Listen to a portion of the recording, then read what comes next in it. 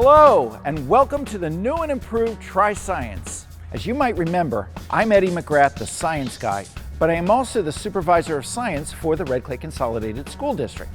So, what's new and improved about the show? Well, first off, we are taping the show right here at the Wilmington Riverfront's Delaware Children's Museum. And I am super excited to be joined by my co-host, Becca Virden. Becca, for those who don't know, this is your domain. Can you tell us a little bit about what you do here at the Delaware Children's Museum? So I am the Education Experience and Outreach Manager here at the DCM, which means I am in charge of making sure everyone has a great day of play when they're here. And of course, the last thing that we have is now a live studio audience. So give yourselves a round of applause. That's right, today we are excited to be joined by Baltz Elementary School's 4th grade class taught by the amazing and talented Christina Persanti. Thank you for coming today. Well, today we are going to be talking about how individual parts or systems within us all work and how their workings affect other parts of our bodies. We call that physiology. Can you all say that with us, boys and girls? I know it's a long word. Physiology. Physiology. Very good, and it is spelled P-H-Y-S-I-O-L-O-G-Y. Can you think of any other words that begin with psi? Let's see, there's physical, physician, physics, to name a few. Now let's talk about how the human body works and all the important parts that we need in order to play, eat, and live. These body parts are really special. What's more, we cannot see them because they are all inside our bodies. You're right, Eddie. They are very small and we can't see them. However, I might have a friend that might make this topic a little easier to understand. Should I invite them to join our show? Oh, I don't know. What do you think, boys and girls? Should we invite Becca's friend to join us on the show? Yeah. All right. I think the answer is yes. All right, I think you're right. Ladies and gentlemen, boys and girls, it is my pleasure to welcome my friend Snuffy. Snuffy.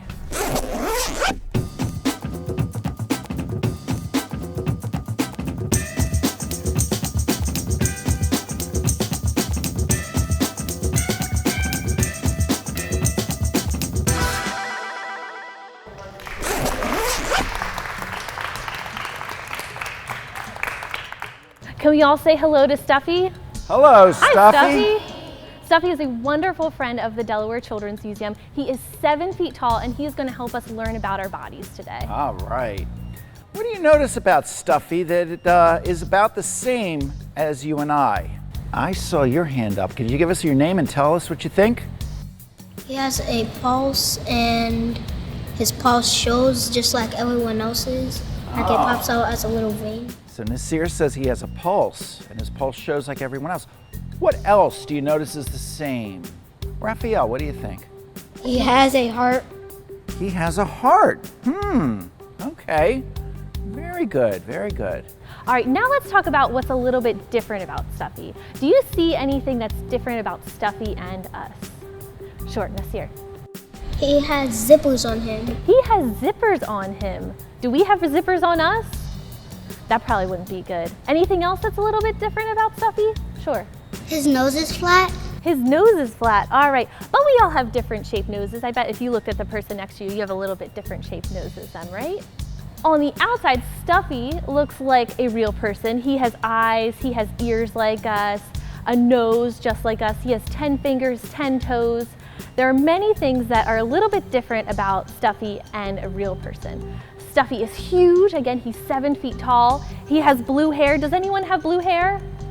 No, not naturally blue hair like Snuffy. Big zipper, and he has hearts on the outside that make it very evident that we are not all the same. But on the inside, we are all the same. Because what is the word we learned earlier today, and what's today's topic? Physiology. Good. Okay.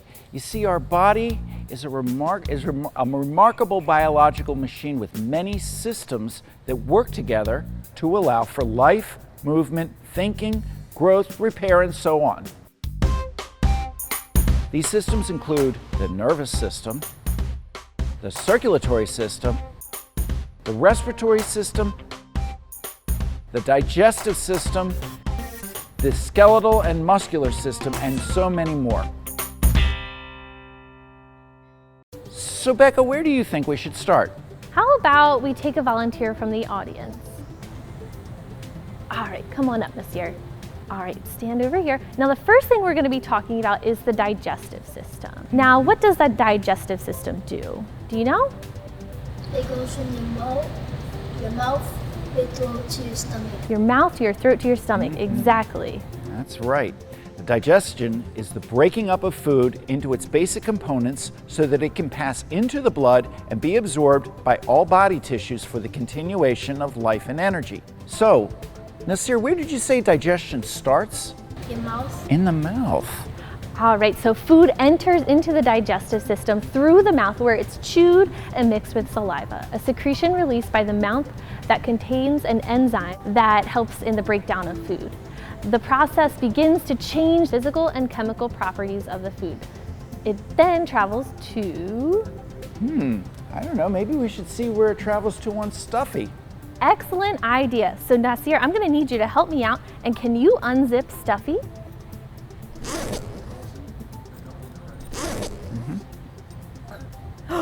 All right, now, can you pull out the esophagus? All right.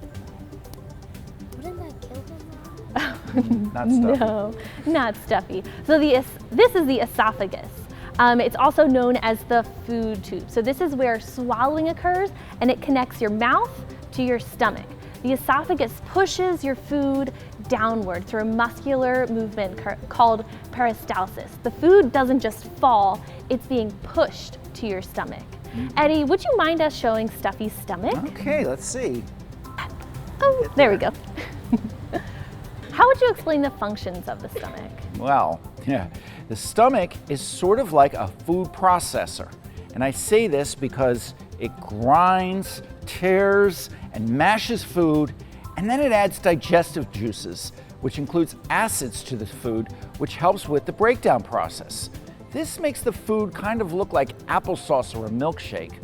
And from there, it moves on out. And Becca, where does it move to? Well, before I say what it is, I'm going to need another volunteer. Yes, come on up. What's your name? Yasir. All right, Yasir, and you take that, and all right, now let's pull that out. Of a magic trick? It sort of is a magic trick, Sort isn't of it? is. All right, so this is what we call the small intestine. Not so small, right? Now, this fat part is what we call the duodenum. That is the part that finishes mashing up the food from the stomach. The applesauce looking mashed down food is then pushed through the length of this. Are you ready to see how long it is? All right. All right, so Yasir, can you walk straight back that way? And Nasir, can you follow him?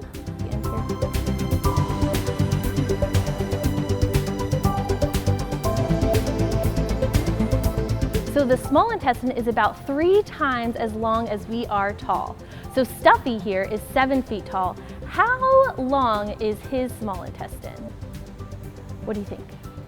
21 feet long? So the small intestine is the longest part of the digestive system. It has millions of these fingers inside called villi, which are about the size of a hair and absorb all of the nutrients, the chemical substances needed for your good health from the food. That gives your body energy and helps us do everything we need to. And now here's a fun fact. They call it the small intestine, but obviously not from its length. It's from its thickness. Exactly.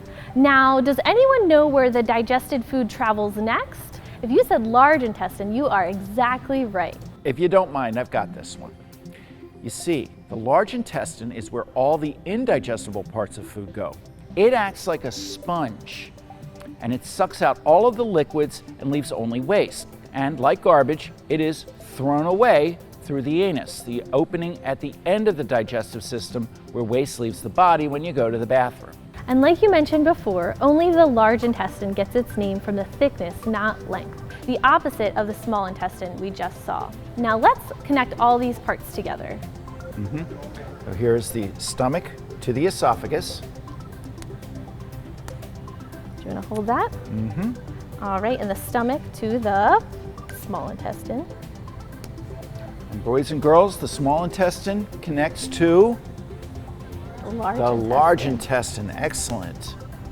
These parts make up the alimentary canal. Looks like one long tube, right? However, these parts simply change size and shape depending on the job that each part needs to do. Peristalsis, another tough word, and one Becca mentioned earlier happens in the alimentary canal. What that is the continuing waves of involuntary muscle contractions passing along the walls of any hollow tube that forces the contents onward. So basically, when you eat a potato chip, peristalsis travel down the body from your mouth through all the organs that we just showed you today. There are other parts of the digestive system, such as the liver, but I think that was enough to go over. Don't you? Attention, attention! This is an alert for the TSSVM or Try Science special video message. We here at Try Science want to provide a learning experience that is both fun and enjoyable, without all the big words and explanations that can be at times a bit overwhelming. So, please sit back, relax, and enjoy this video from our friends at kidshealth.org. Kids Health presents How the Body Works with Chloe and the Nerve.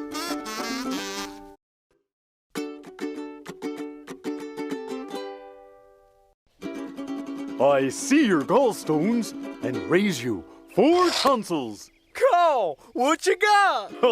Read 'em and weep. A pair of kidneys. Well, filter my trash. Too bad for you, I have a straight set of teeth. Stupid good-for-nothing cards. I curse the day I bought you. Double or nothing? Nerb, did you eat chili again? That's not me, Chloe.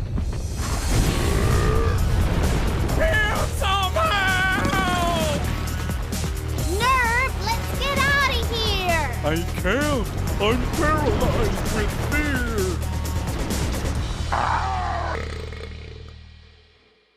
Chloe, wake up. What? Where are we? We're in the mouth, the gateway to the digestive system. The digestive system? Yup, it takes the food you eat, breaks it down, and turns it into energy you can use. It's trying to break us down into tiny pieces as we speak. Ah! Oh, don't worry, Chloe. That's why we're wearing these spiffy anti-digestive suits. Nerb, what's this goop on my arm? Oh, that's saliva. As soon as you take a bite of food, digestion begins. Saliva contains things called enzymes that start breaking down food immediately. Whoa! Looks like we're in the esophagus, a tube that runs from your mouth to the stomach. Yup! Oh, happy day! Food! Now we can watch it be digested. Lucky us. Look at the food! Look at it! Right here in the stomach. Gastric juices are starting to break it down. It's amazing! Gastric juices? Yes, sirree. Gastric juice isn't like orange or grape juice. Your stomach secretes a mix of acid and enzymes that start digesting the food you eat. The stomach also churns the partially digested food, turning it into a lovely, liquidy mush. Then the food moves into the small intestine. Bye-bye, handsome. Handsome? That combo of chewed up food and gastric juices was gross. Well, then you're gross. Excuse me?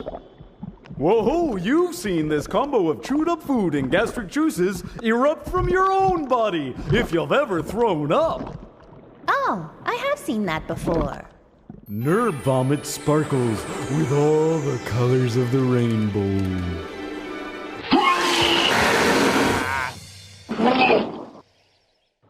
I think it's time to move on to the small intestine.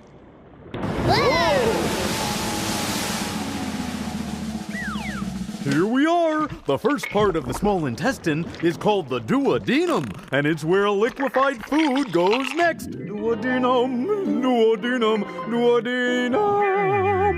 There are more digestive juices found here, like bile. Bile is made in the liver and stored in the gallbladder until your body needs it. Bile and enzymes from the pancreas break down the proteins, fats, and carbohydrates. It's here that the body absorbs the vitamins and minerals from the food. Whoa!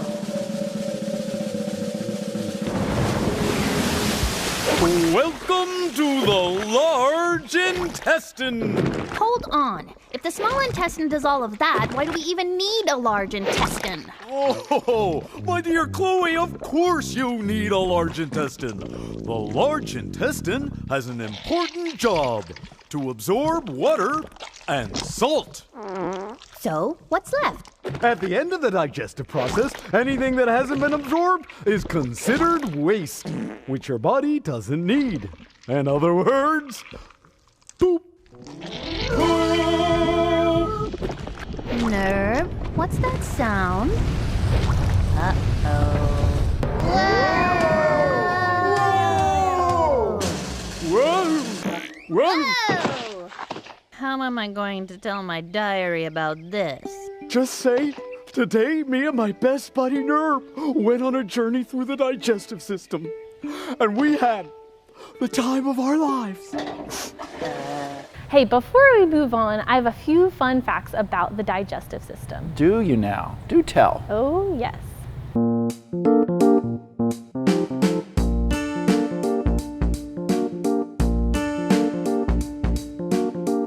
Well, did you know that the average person eats about 3 pounds of food a day, or 1,095 pounds more than half a ton a year?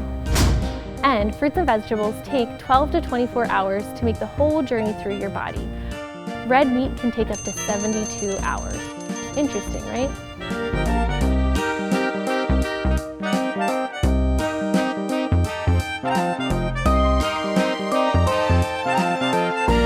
Oh, wow. I got to tell you, all this information is exhausting, don't you think, boys and girls? I think I need to take a break and stand up and take a deep breath. As a matter of fact, Becca, why doesn't everybody stand up and do just that? Okay, so take a deep breath in through your nose and out through your mouth. In and out. And again. I see what you were doing there. You were segueing to our next system of the body, weren't you? Oh, me? Yeah, okay, you caught me. You see, when Eddie asked you to take a deep breath, he was doing it for a purpose. So what part of your bodies did you use to take that breath? What were we using? Yes. Our nose and our mouth. Anything else? Go ahead. Our lungs. Our lungs. Okay. Now you're going to find out very soon. So let's all have a seat, because now we will be talking about the respiratory system. Now, the respiratory system is a series of organs that are responsible for us taking in oxygen and releasing carbon dioxide. The respiratory system is also responsible for talking. So if a teacher tells you to stop talking in class, you could say you can't because your respiratory system is always working. Nah, I don't think that'll fly too well with teachers. Yeah, you're probably right. Let's have another volunteer to help us demonstrate the respiratory system with our friend Snuffy here. All right, so you're gonna help me take out the trachea. What's your name? Maya. Maya? All right, Okay. Maya, you're gonna help us take out the trachea. Can you take that? All right, pull it out. Oh, Oh boy. what do you have there? All right. This is called the trachea. If you use 2 fingers and hold them in front of your neck, you'll feel your bumpy trachea. This is also called your windpipe. It is located right in front of your esophagus.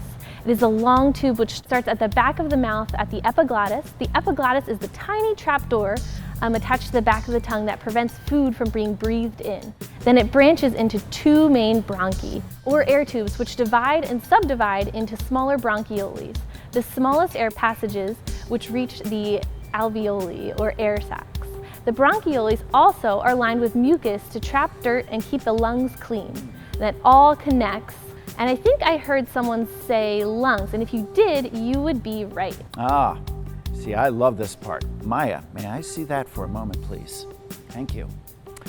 Okay, the lungs are the two big elastic air sacs filled with teeny tiny air sacs called alveoli, which are inflated and relaxed by the diaphragm. The diaphragm is a big sheet of muscle right below the lungs that makes a movable floor for the lungs. And the lungs are like two balloons. When they fill up with air, they get bigger, and when they empty, they shrink back to their original size. You know what, Becca? What's that? Well, I think we have an example that we can all try together, and you can try it at home.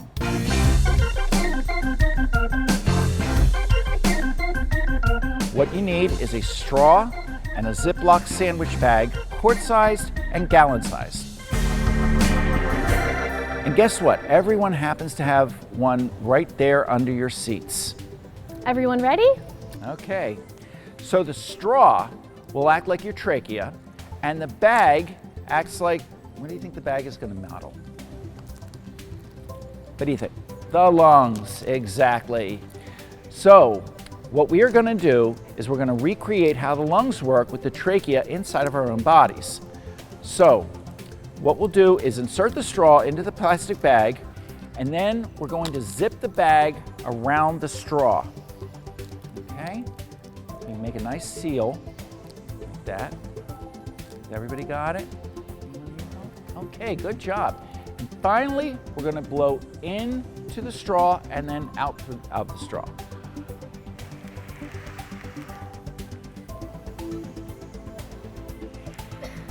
Good job, everybody. Very good. Excellent. That is exactly how the lungs react when we breathe air in and out, and that happens on average between 17 and 30,000 times a day.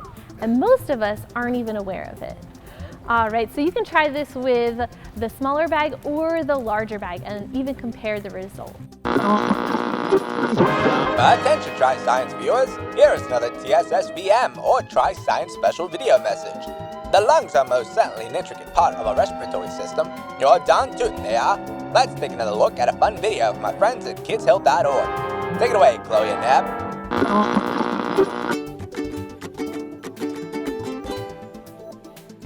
And then the gallbladder stands up and finishes my joke. I mean, the gall of that guy. Hold that thought, Nerb. What's this? 5th annual Bodylandia Lung Race. The duo that gets into and then out of the lungs first wins a prize. A prize? A prize, Chloe! Oh my dear heavens, a prize! If the time on this poster is right, the race is about to start any minute. Yikes! We better get into our running outfits. A Nerb is always ready for a race. Chloe's too. To the racetrack. Phew. Made it in the nick of time. They're about to start. And they're off. The kidneys are in the lead, followed by the eyeballs and the ears. Chloe and the Nerb are in dead last. Chloe, let's pick up the pace, shall we? This isn't working, and I'm breathing really hard. You're breathing hard because your body needs more oxygen. Oxygen is in the air we breathe. When you're breathing hard, your lungs can take in more oxygen, and your heart is beating faster to get that oxygen all around your body. In we go! Do you know where we're going? Of course, into the respiratory system, and more specifically, the lungs. Ugh, this is gross, Nerb. There are boogers everywhere. Let's get out of here, Chloe. When you inhale, air comes into your nose or mouth, and then down your windpipe, also called the trachea. At the end of the trachea are two large tubes called the bronchi. They lead to two large organs responsible for breathing, called lungs.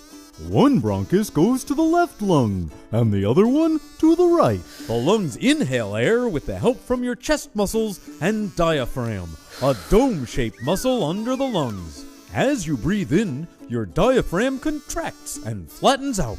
This allows it to move down, so your lungs have more room to expand as they fill up with air. So when you exhale, everything happens in reverse, and the air goes out the way it came in?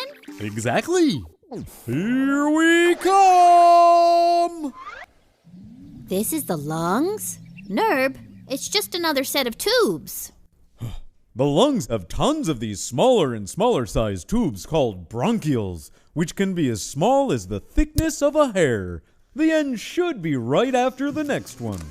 Here we come! Nerb, where are we? The alveoli, fancy word. This is where the magic happens, where oxygen from the air we breathe gets absorbed into the blood. Alveoli are tiny air sacs at the end of each bronchiole. There are about 600 million alveoli in the lungs. Each has a mesh-like covering of very small blood vessels called capillaries. Oxygen travels into the blood through the alveoli into the tiny capillaries that surround them. Fantastic! Oh, right. We've got a race to win. But before we go, I should explain the process of exhaling. The air you breathe in is different than the air you breathe out. The most important gas in the air is oxygen. Every one of your body's cells needs oxygen to stay alive. Deep inside the lungs, your body takes oxygen from the air and delivers it to the bloodstream. Then your heart can pump oxygen-rich blood all around the body. Then the process operates in reverse, letting your body get rid of a gas called carbon dioxide, which is waste gas the body doesn't need. Carbon dioxide is carried by the bloodstream to the lungs. Then the lungs exhale it out of the body. Nerb, we're falling further and further behind in the race. No worries, I'll kick it into Nerb Hyperdrive. We're doing it! We're winning! Nerb now! We did it! We won! The crowd goes wild! Why is everyone so quiet? Nerb, we won the race like 45 minutes ago. Oh.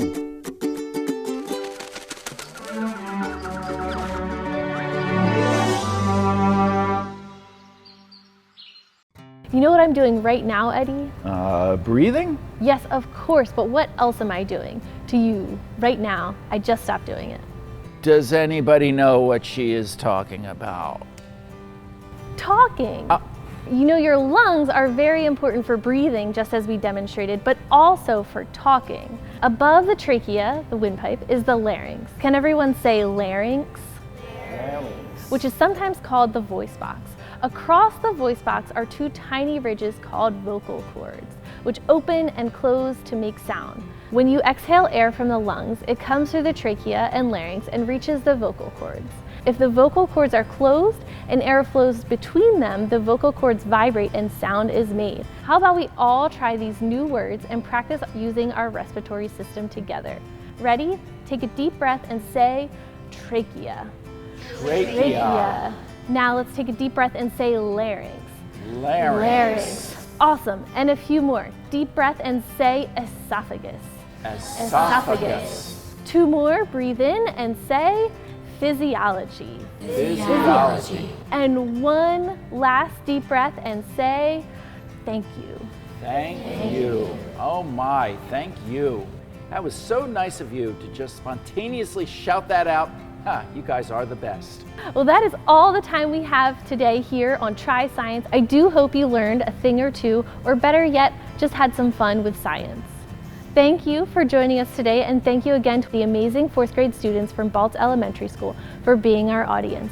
Each month we are hoping to bring you a new topic and visit with some new friends, and we do hope you come back to watch. There's so much happening down here at the Delaware Children's Museum. For more information, you can visit our website at delawarechildrensmuseum.org. Well then, from me, from Becca, and from all of us here at the Delaware Children's Museum, remember, if you're gonna try something, why not try science?